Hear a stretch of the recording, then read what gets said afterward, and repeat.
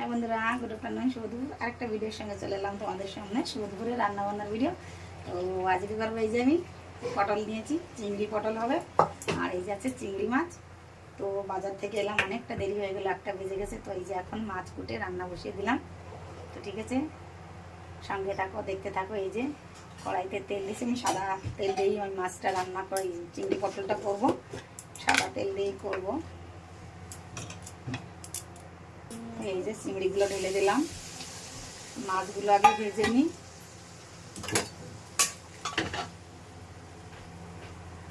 তো এই যে চিংড়িটা ভেজে নিয়েছি, এর মধ্যে অনেক হাত পা দেখা যাচ্ছে, মাথা, এগুলোকে আমি বেটে রসটা দিয়ে দেবো।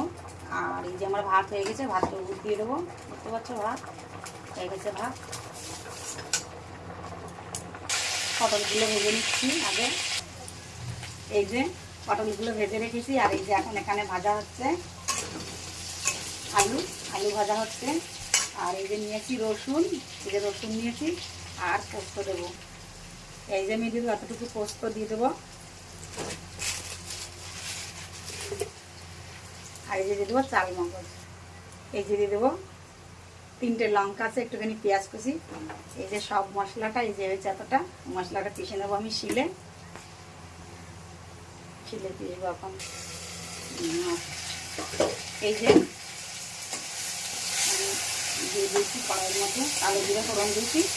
আর তেজপাতা, একটু দারচিনি, লং, এলাচ দিয়েছি। আমি দেখাতে ভুলে গেলাম, যাই হোক কড়াইয়ের মধ্যে দিয়ে দিয়েছি আমি পোস্ত আর চাল মগজ, রসুন আর পেঁয়াজ বাটাটা।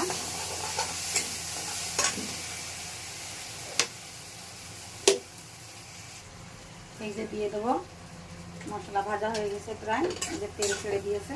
এখন দিয়ে দেবো হলুদ গুঁড়ো আর লবণ। এই যেমন মশলাটা ভাজা হয়ে গেছে, এখন আমি এর মধ্যে ঢেলে দেবো। এই যে আলু পটলটা ঢেলে দেবো এর মধ্যে। আলু আর পটল ভাজাটা ঢেলে দিলাম। এই যে চিংড়ি মাছটা ঢেলে দেবো। চিংড়ি মাছটা ঢেলে দিলাম, চাপা দিয়ে রেখে দেবো। এবার জাল উঠবে, একটুখানি বেশিক্ষণ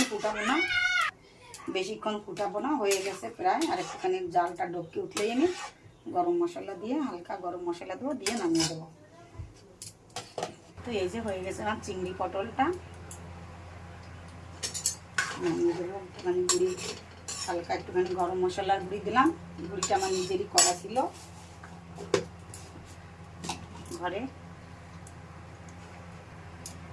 তো দেখে এই যে হয়ে গেল আমার চিংড়ি পটল রান্না। তো এখন আমার ভিডিও এখানে শেষ করলাম। যদি আমার ভিডিওটা আমাদের ভালো লাগে তাহলে পাশে থেকো, লাইক কমেন্ট করে শেয়ার করে। তোমাদের মঙ্গল প্রার্থনা শেষ করলাম ভিডিওটা। বাই।